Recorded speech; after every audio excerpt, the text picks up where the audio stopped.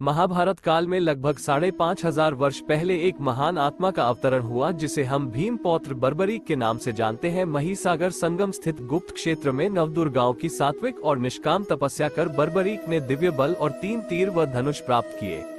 कुछ वर्ष उपरांत कुरुक्षेत्र में उपलब्ध नामक स्थान पर युद्ध के लिए कौरव और पांडवों की सेनाएं एकत्रित हुई।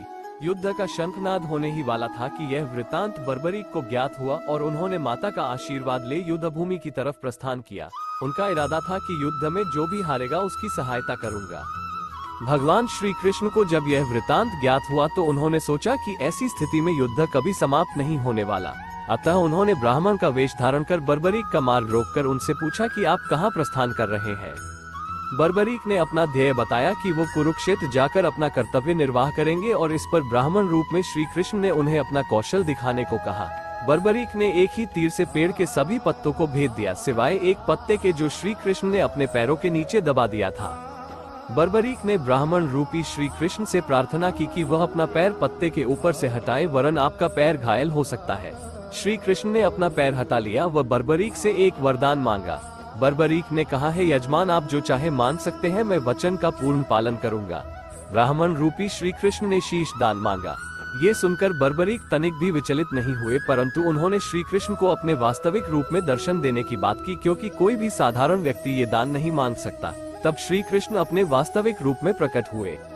उन्होंने महाबली, त्यागी, तपस्वी वीर बर्बरीक का मस्तक रणचंडिका को भेंट करने के लिए मांगा और साथ ही वरदान दिया कि कलयुग में तुम मेरे नाम से जाने जाओगे, मेरी ही शक्ति तुम में निहित होगी। देवगण तुम्हारे मस्तक की पूजा करेंगे। जब तक ये पृथ्वी, नक्षत्र, चंद्रमा तथा सूर्य रहेंगे तब तक तुम लोगों के द्वारा मेरे श्री श्याम रूप में पूजनीय रहोगे। मस्तक को अमृत से सींचा और अजर अमर कर दिया। मस्तक ने संपूर्ण महाभारत का युद्ध देखा एवं युद्ध के निर्णायक भी रहे। युद्ध के बाद महाबली बर्बरीक कृष्ण से आशीर्वाद लेकर अंतर्ध्यान हो गए।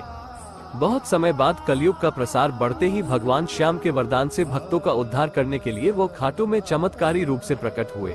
एक गाय घर जाते समय रास्ते में एक स्थान पर खड़ी होकर चारों थनों से दूध की धाराएं बहाती थी। जब ग्वाले ने ये दृश्य देखा तो सारा वृतांत भक्त नरेश, खंडेला के राजा को सुनाया। राजा भगवान का स्मरण कर भाव विभोर हो गया। स्वप्न में भगवान श्री श्याम देव ने प्रकट होकर कहा, मैं श्याम देव हूँ। जिस स्थान पर गाय के थन से दूध निकलता है वहाँ मेरा शालिग्राम शिलारूप विग्रह है। खुदाई करके विधि विधान से प्रतिष्ठित करवा दो। मेरे इस शिला विग्रह को पूजने जो खाटू आएंगे उनका सब प्रकार से कल्याण होगा। खुदाई से प्राप्त शिलारूप विग्रह को विधिवत शास्त्रों के अनुसार प्रतिष्ठित कराया गया। चौहान राजपूतों में नबदार कंवर हुई है जिन्होंने इस विग्रह को आतताइयों के विध्वंस से बचाने हेतु झोपड़े में रखा एवं सेवा पूजा की। औरंगजेब के शासनकाल में पुराने मंदिर का विध्वंस हो गया तथा उसके बाद जहां भगवान श्री श्याम देव का विग्रह प्रतिष्ठित किया गया वो आज भी विद्यमान है, जहां देश के सभी कोनों से श्याम प्रेमी पूजा अर्चना एवं दर्शनार्थ आते हैं। अब नर्मदा कंवर के खानदान के ही चौहान राजपूत पुजारी हैं।